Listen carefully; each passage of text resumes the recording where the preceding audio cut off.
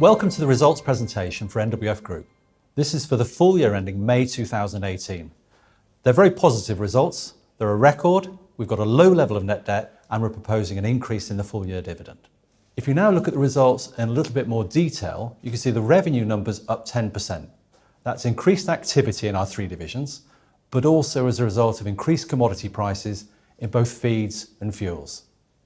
The key number we talk about is the headline profit before tax, and that's up 20% to 10.2 million. The first time the group's produced results of over £10 million. Net debt is low, it's half what it was last year at 6.4 million, that's 0.4 times EBITDA, a comfortable level of debt, and we're proposing an increased dividend, so the total dividend for the year would be 6.3 pence, and that would be up 5% on previous years.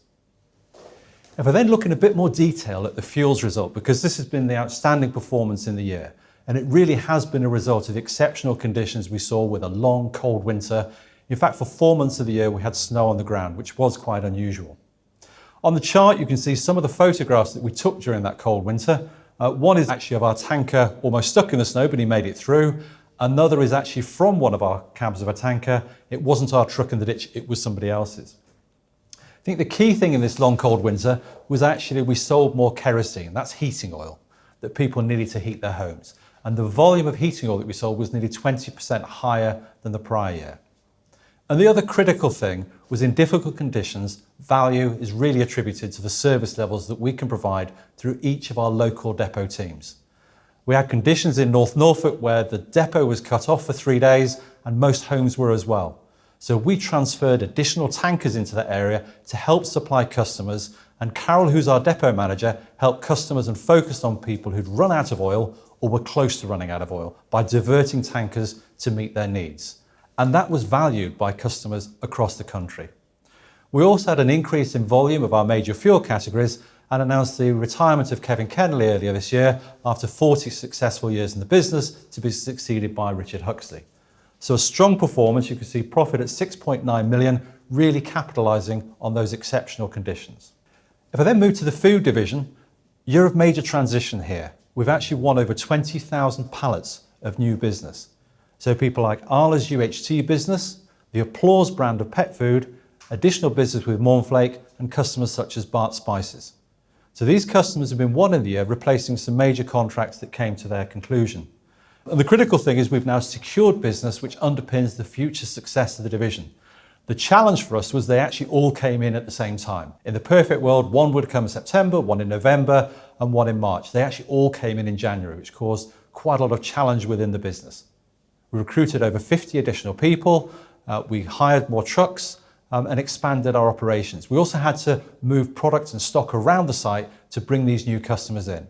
So the great news is they're now in. That clearly caused inefficiency in the year, which you can see reflected in the lower level of profit at 0.7 million. So thirdly, looking at the feeds division, the good news here is we did what we said we'd do. We increased profits as a result of the investment that we've made in Longtown and Wardle in the previous years. You can see profits have actually doubled to 3 million from 1.5 million in the previous year. And our volumes are stable at 589,000 tonnes. The market conditions have been reasonable, so the milk price on average 27 pence per litre, and also volumes of milk produced are higher. So a bit more stability in the dairy market, which clearly helped underpin the business performance. Hi, I'm Chris Belsham, the Group Finance Director, and I'd like to take you through the financial results for the year. Revenue increased by 55 million, or just under 10%, with increases in all three divisions. Half of that increase resulted from increased commodity costs, which was passed through to customers. And to give you a flavour of that, the average oil price across the year was up by 23.5%, and the average basket of raw materials used in our feeds business increased by 27% in the year. The other half of the increase in revenue came from increased activity across the divisions, and that increase in activity, combined with increased margins in feeds and fuels, gave a 17.8% increase in headline operating profit to 10.6 million. The table at the bottom shows the impact in fuels and the benefit of the cold winter. The key metrics in fuels are volume and profit per litre, as revenue includes duty. Volume was up 5.8%, but profit per litre was up to 1.3 pence compared to 0.9 pence in the prior year. Typically, we would target a penny per litre. There were no exceptional items in the year, therefore headline operating profit equals operating profit. Moving further down the income statement, finance costs were a bit lower in the year, and that reflects lower average net debt and lower pension deficit across the year. The breakdown of that was bank interest of 0.4 million and pension notional interest of 0.5 million. As a result, our headline profit before tax was up 20% to 10.2 million, a record for the group. With an effective tax rate of 20%, that resulted in a record headline diluted EPS, up 19.3% to 16.7p. And as a reflection of the board's continued confidence in the group, we have again proposed a 5% increase in the full year dividend, up to 6.3 pence, which is 2.7 times cover. One of the key metrics that we as a management team look at to see how the group's performing is return on capital employed, and I'm pleased to say that this has increased to 15.1% from 12.4% in the prior year. The benefit of the strong trading is seen in our net debt, which has reduced to 6.4 million at the year end. Typically, we'd talk about generating around 2 million of cash after all expenditure except investment. This year, we generated 7.1 million, and that's a combination of strong trading, a working capital improvement of 1 million, and capital expenditure being lower than depreciation and amortisation in the year, which reflects that we spent the year focusing on repair and maintenance capital expenditure after our significant investments in our feed mills in the prior year. Going forward, with normal winter conditions and neutral working capital, we would expect cash generation to be nearer 3 million in a year.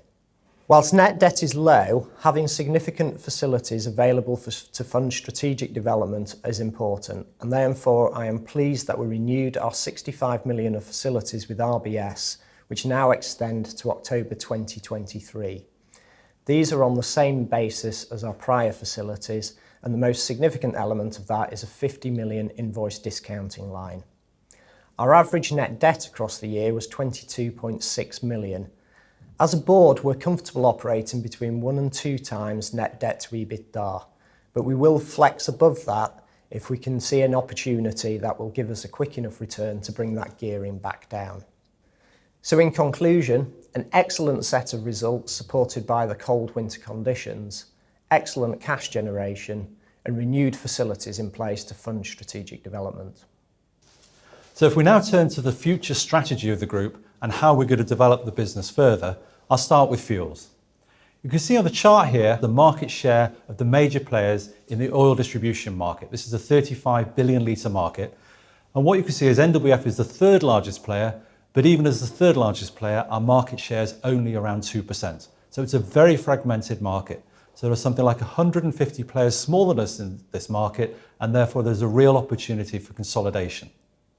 If you then look at the demand chart for energy, what you can see is that there's an increasing demand in the world for increased energy, and that's also true in the UK. And we need to increase our renewables and increase nuclear power to meet that increased energy demand. If we do all that, then the demand for oil is stable or increasing over the next 20 years, and therefore there is a resilient market in which we can operate. If I then look at our business, you can see the 19 depots shown on the chart, and those have been principally built by acquisition.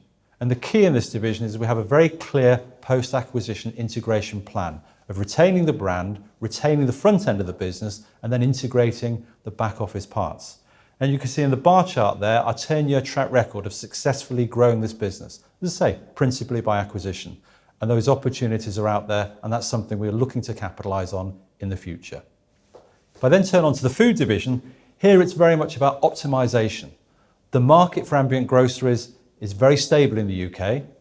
There's actually a shortage of warehousing in the UK, and clearly we've got nearly 800,000 square foot of warehousing in Wardle, so that plays to the future of the business.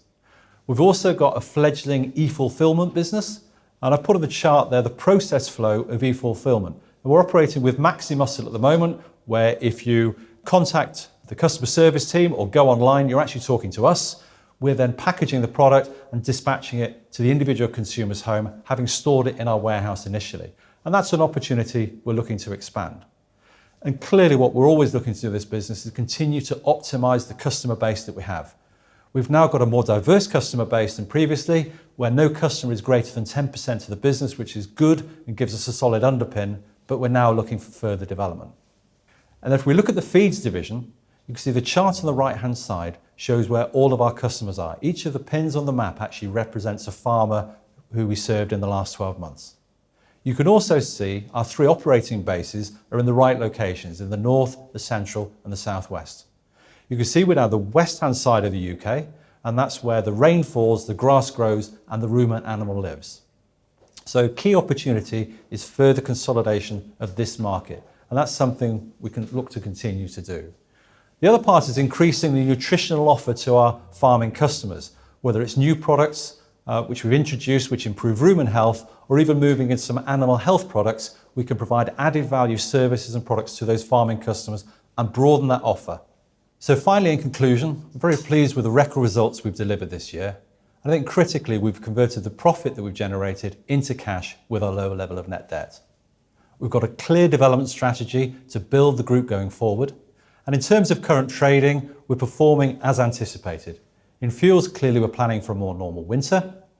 In food, it's about improving operating efficiencies with the new customers we've got on board. And on feeds, it's about continuing to grow the business and deliver the return on the investment we've made in previous years. So in conclusion, the board is very confident of the future development of the group and the opportunities that we have in front of us. Thank you very much.